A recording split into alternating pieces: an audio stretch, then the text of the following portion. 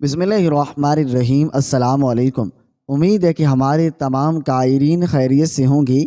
اس تحریر میں حضرت علی رضی اللہ تعالی عنہ کے قول کے مطابق یہ بتایا جا رہا ہے انسان کے بال سفید کیوں ہونے لگتے ہیں۔ ایک شخص نے حضرت علی رضی اللہ تعالی عنہ کی خدمت میں حاضر ہو کر سوال کیا کہ انسان کے بال سفید کیوں ہونے لگتے ہیں، تو آپ نے فرمایا جب حضرت آدم علیہ السلام زمین پر تشریف لائے تو ان کے بال سفید ہونے لگے، تو آپ نے اللہ تعالیٰ سے دعا کی، یا اللہ میرے بال سفید کیوں ہونے لگے ہیں؟ تو اللہ تعالیٰ نے فرمایا سفید بال بڑھاپے، بزرگی اور تجربات کے زیادہ ہونے کی نشانی ہے، اور اس میں کوئی برائی نہیں ہے۔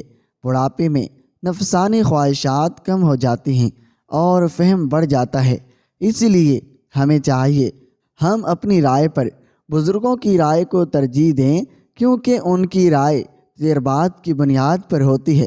ٹیکنالوجی کا دور ہے، جس طرح دین اور امت مسلمہ کے دشمن ہماری نوجوان نسل کو اپنے طریقہ کار کے ذریعے بے راہ کر رہے ہیں، ان کو دین سے دور کر رہے ہیں اور غیر اخلاقی و فحش مواد کو عام کر رہے ہیں، اسی طرح ہمیں بھی چاہیے کہ ہم بھی ان کا مقابلہ حضور صلی اللہ علیہ وسلم کی باتوں اور دین کی باتوں سے بڑھ چڑھ کر کریں۔ ایک بزرگ فرماتے ہیں، ایک بار نصف رات گزر جانے کے بعد میں جنگل کی طرف جانے لگا۔ راستے میں نے دیکھا 4 آدمی ایک جنازہ اٹھائے جا رہے ہیں۔ میں نے سمجھا کہ شاید انہوں نے اسے قتل کر دیا ہے اور اب لاش ٹھکانے لگا رہے ہیں۔ جب میں ان کے نزدیک ہوا تو میں نے ہمت کر کے پوچھا، اللہ کا جو حق تم پر، اس کو سامنے رکھ کر میرے سوال کا جواب دو، کیا تم نے خود اس کو قتل کیا ہے یا کسی اور نے؟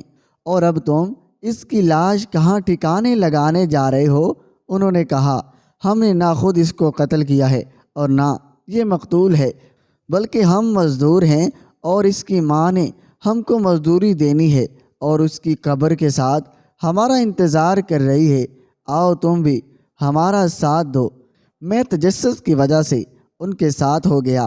قبرستان پہنچے تو دیکھا واقعی تازی قبر کھودی گئی تھی اور ایک بوڑھی خاتون اس کے پاس کھڑی تھی۔ میں ان کے قریب گیا اور پوچھا، اماں جان، آپ اپنے بیٹے کے جنازے کو دن کے وقت یہاں کیوں نہ لائی تاکہ اور بھی لوگ ان کی کفن دفن میں مصروف ہو جاتے؟ اس خاتون نے کہا، یہ جنازہ میرے بیٹے کا ہے۔ میرا یہ بیٹا بڑا شرابی اور بد کردار تھا، ہر وقت شراب کے نشے اور گناہ کی دلدل میں غرق رہتا تھا۔ جب اس کی موت کا وقت قریب آیا تو اس نے مجھے بلا کر 3 چیزوں کی وصیت کی۔ پہلا یہ کہ جب میں مر جاؤں تو میرے گلے میں رسی ڈال کر مجھے گھر کے ارد گرد گھسیٹنا اور لوگوں کو کہنا گناہ گاروں اور نافرمانوں کی یہی سزا ہے۔ دوسرا یہ کہ مجھے رات کے وقت دفن کرنا، دن کے وقت دفن کرو گی تو جو بھی دیکھے گا لعن طعن کرے گا۔ تیسری وصیت یہ ہے کہ امی جان، جب مجھے قبر میں رکھو تو میرے پاس اپنا ایک سفید بال بھی رکھنا، کہ اللہ سفید بالوں سے حیا کرتا ہے، ہو سکتا ہے آپ کے سفید بال کی وجہ سے اللہ حیا کریں اور مجھے عذاب نہ دیں۔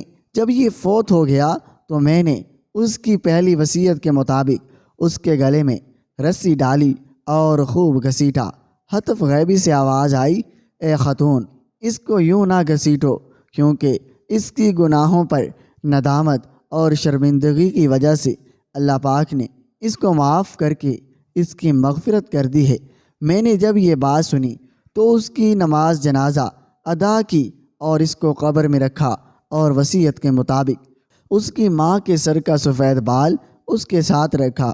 تمام کاموں سے فارغ ہو جانے کے بعد جب قبر کو بند کرنے لگے تو اچانک اس کے بیٹے کے جسم میں حرکت ہوئی، ہاتھ کفن سے نکال کر بلند کیا اور آنکھیں کھول دی۔ ہم سب یہ دیکھ کر گھبرا گئے۔